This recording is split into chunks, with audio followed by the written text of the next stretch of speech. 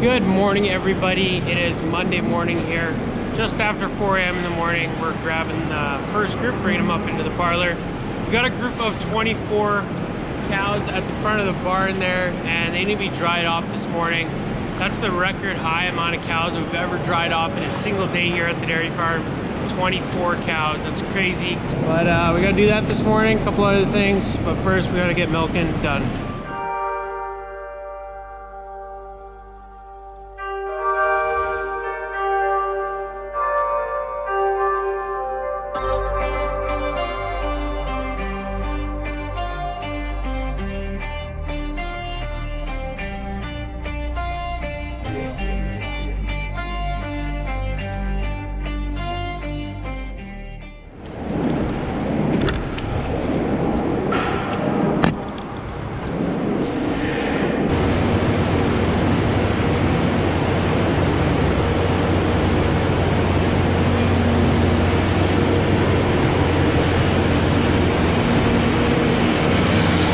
GoPro said that took me about 17 minutes to scrape this group.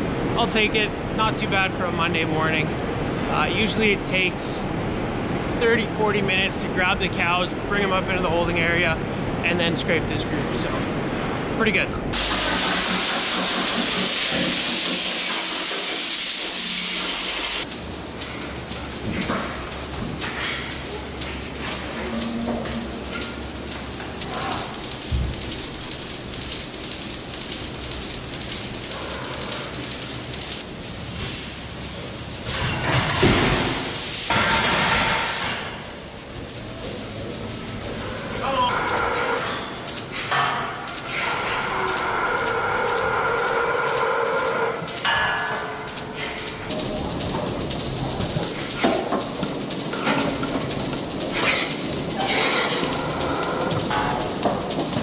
So these are the 24 cows in the parlor here that are going to be dried off this morning. Getting milked for the last time. They're all in manual mode, so they get completely milked out. But they've been sitting in a separate group for a couple days now, and their milk production is quite a bit lower. We've only been milking them once a day, and we've been feeding them some lighter feed, so their production's down.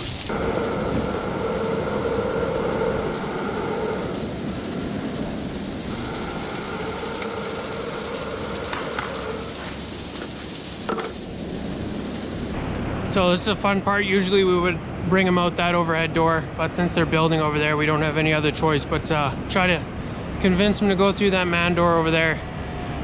And sometimes they kind of struggle to figure it out. Just got to give them enough time.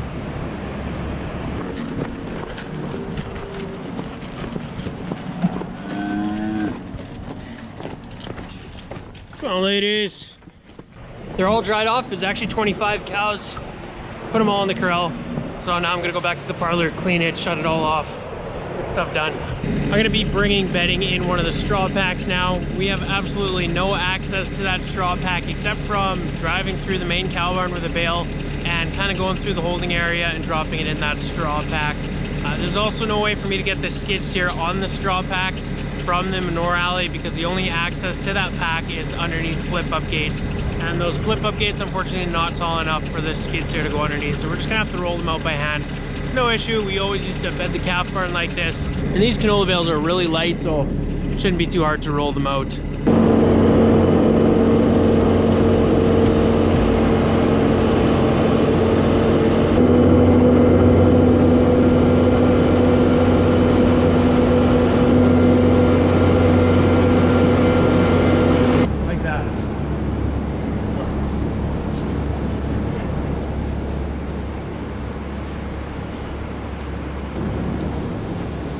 The hard way.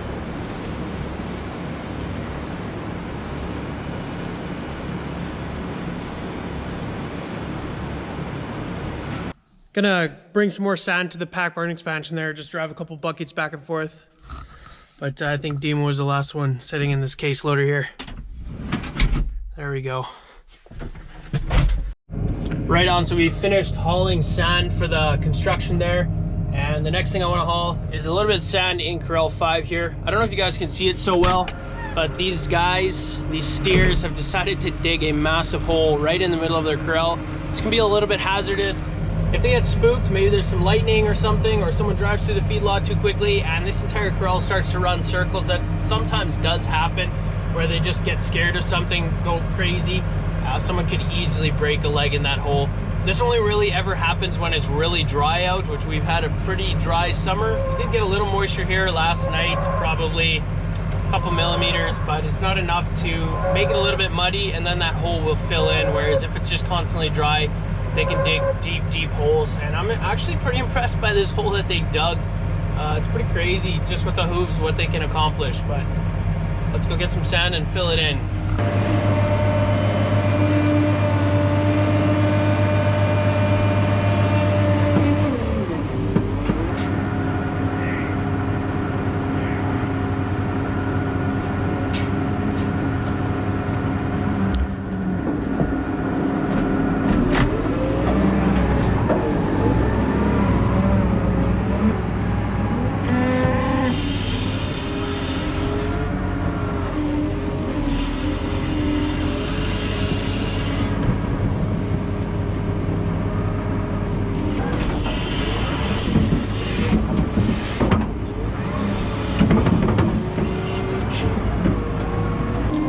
So that's where the hole was. It's probably almost a meter deep, but I guess we took their fun away, filled it up. Couple of quick updates here on the farm. Behind me, we got a brand new feed bin. It's about an 800 bushel or 1,000 bushel Meridian bin. And we got the new auger to go with it. We got to put an electric motor on there, get it wired up. And this is just gonna store another ingredient for our cows' TMR. The thing about this year, feed prices, commodities, everything's going super high. Even hay, everything's just outrageously expensive, and I think that's because it's super dry out. There's a couple of other reasons, but at the end of the day, everything's just a lot more expensive now. And to kind of save ourselves a little bit, we figured maybe we'll get another bin and we can feed a different ingredient. So typically we feed by far the most barley grain in our cow's ration, and this way we have another bin, we can feed another ingredient. Maybe we can find some cheap wheat somewhere, or some rye or something else, another type of grain. And if we can buy a small amount from a local farmer for cheaper than what we otherwise would have to pay, then we can feed it through this bin and kind of maybe save ourselves a little bit of money. All the commodities, all the ingredients for the feed just goes through the roof, and you still get paid the same amount for your milk. So you gotta figure something out. I've seen some people in the comments asking about how the MX285 is doing. It's still split in half. It's been split in half for like a month or so, maybe a little bit longer, and that's because our mechanic Brent is working on this, and we kind of pull him away from this job quite often. For example, silaging, he does trucking, so we pull him away from this and then he trucks a bunch, so it takes time. But he's been working on it quite a bit recently, and he's gonna get this thing done pretty soon. This is the inside of the transmission. It's all laid over this table. A bunch of hoses over there, and these are the two boxes for the transmission. All these gears need to be put back in there. Incredibly complicated looking to me, but it's still in a bunch of little pieces. But it should be done pretty soon, and we're gonna haul liquid manure with this thing right away. It'll be nice to see this thing back in one piece.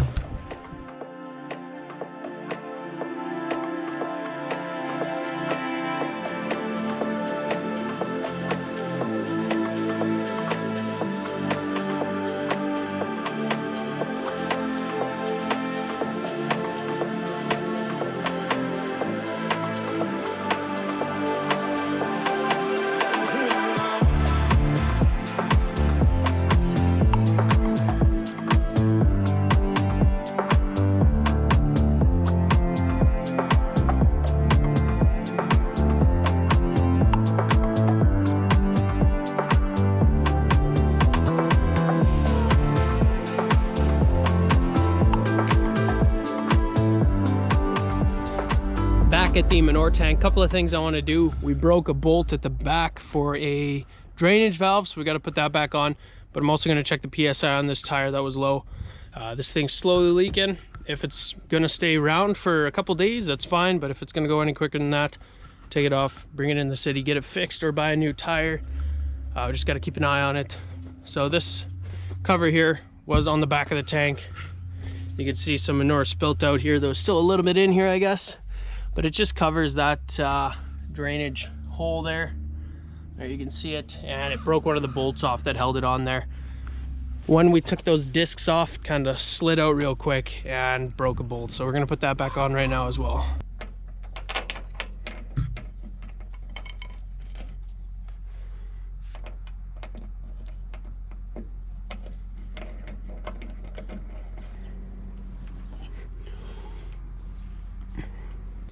So we got that cap on. There is an O-ring around it. Hopefully that stayed good. And we'll find out on the first load, I guess, if that's sealed up properly. Check the pressure on this tire quickly. Okay, so it was well over 20 when we filled it up. I think it was around 23 PSI. And now she's sitting at about 15 or 14. So we're probably gonna... I'll talk to the boss man, but we might be taking this thing off pretty quick here. And the last thing we got to do for this tank before we can really use it is tie up these hoses. They were for those discs, those injectors, but if we're just going to leave them hang here, they're going to wear and break. So we'll roll them up nicely and zip tie them to the rest of the tank.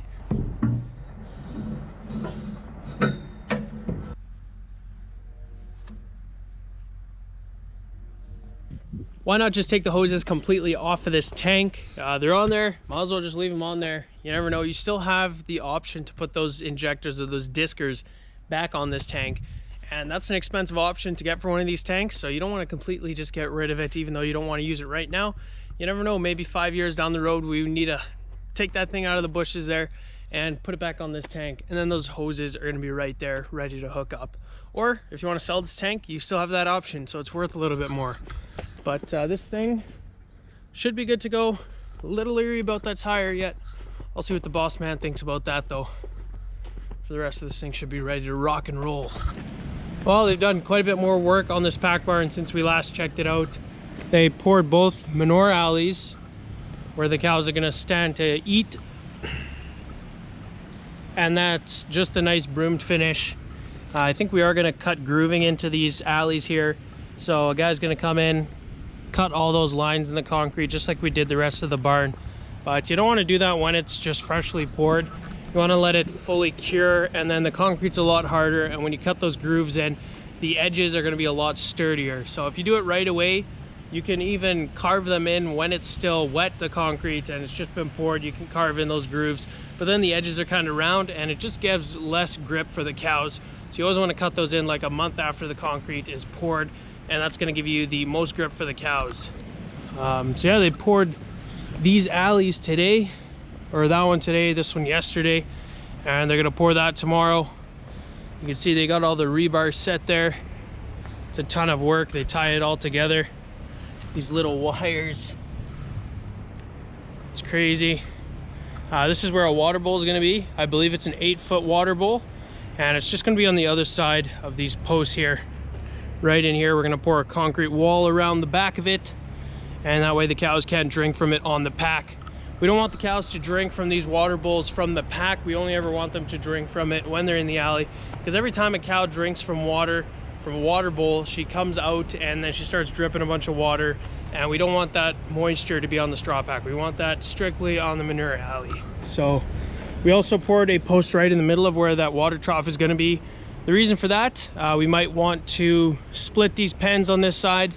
That side we're for sure going to split the pens, but this side is kind of a maybe. But that way we can always hang a gate on here, and then this group can drink from this half of the water bowl, and then this group can drink from the other half of the water bowl. And that's why there's this random post right there. They're also not pouring right up to the old alley. There's like 2 feet in between here, and that's just because I got to knock these concrete walls out yet. We're kind of trying to keep this wall on this barn for as long as possible. It just adds a lot of structural support to that barn. I was talking to the main contractor. He said, you know, if you take that whole wall out, you're taking a lot of strength away from that barn. So you want to leave it on as long as you possibly can. So over the main drive-through feed alley, goes over top of the slot. There's kind of like a little bridge there. And they're going to do the same for each straw pack so we can drive bedding in. And just look at how much extra rebar they put in. This is thicker, probably 15 mil rebar on top of all the extra stuff, just to beef it up a lot. And this looks like it's going to be probably 10 inches thick of concrete. because we are going to be driving over that with the wheel loader, so it's got to be pretty strong. This is just in between the main cow barn and the pack barn expansion.